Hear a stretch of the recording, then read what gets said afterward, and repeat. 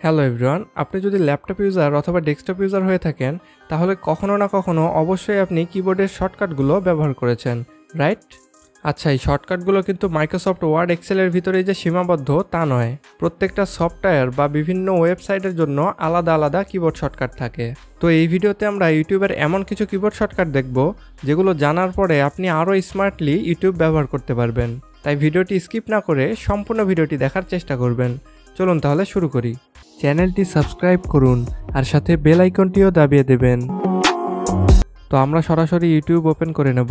এখান থেকে আমরা যদি কোনো ভিডিও প্লে করি, রূপান্তর করা, আমরা যদি কে বাটনে প্রেস করি তাহলে এই ভিডিওটি প্লে হবে।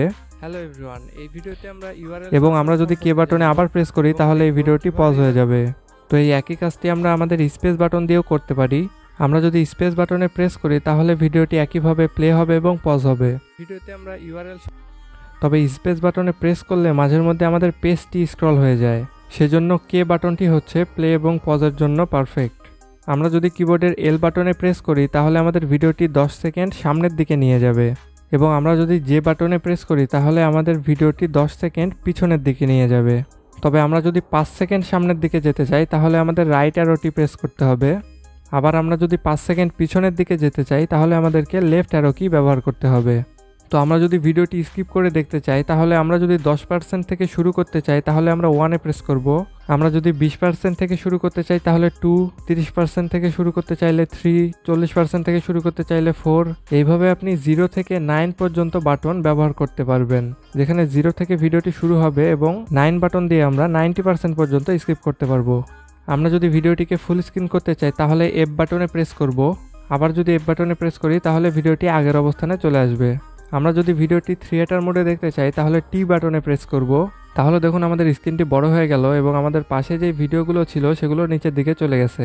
আবার যদি আমরা টি বাটনে প্রেস করি তাহলে আগের অবস্থানে ফিরে যাবে। আমরা যদি মিনি প্লেয়ার মোডে প্লে করতে চাই তাহলে আই বাটনে প্রেস করব। তাহলে আমাদের ভিডিওটি ডান পাশের এই কর্নারে শো করবে, এবং আবার যদি আমরা আই বাটনে প্রেস করি তাহলে আগের অবস্থানে ফিরে যাবে। এছাড়াও আমরা ফুল স্ক্রিন করলাম এফ বাটনে প্রেস করে, এরপরে আমরা এফ বাটনে প্রেস করলে আবার ব্যাকে যেতে পারবো। এছাড়াও আমরা যদি ইএসসি বাটনে প্রেস করি তাহলেও আমাদেরকে ব্যাকে নিয়ে যাবে। আবার আমরা যদি আই বাটনে প্রেস করে মিনি প্লেয়ার মোডে যাই এবং এখান থেকে যদি ইএসসি বাটনে প্রেস করি তাহলে আমাদের ভিডিওটি কেটে যাবে। এরপরে আমরা আমাদের ভিডিওটি মিউট করতে চাইলে এম বাটনে প্রেস করব।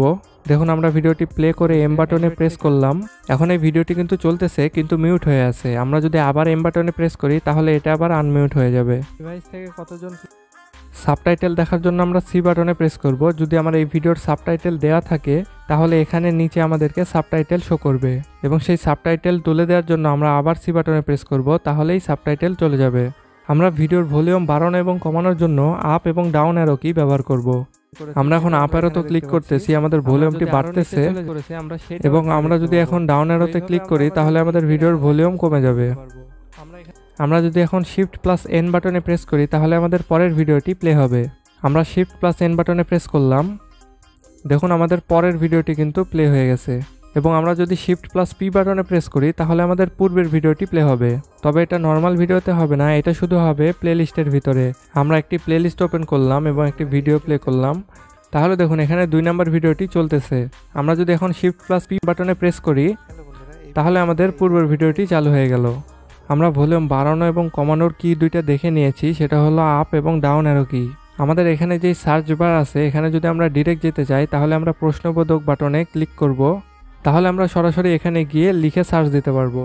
আর ইউটিউবের জন্য যতগুলো শর্টকাট আছে সেই সব শর্টকাটগুলো যদি একসাথে দেখতে চান তাহলে শিফট প্লাস কোয়েশ্চেন মার্ক এই বাটনে প্রেস করতে হবে।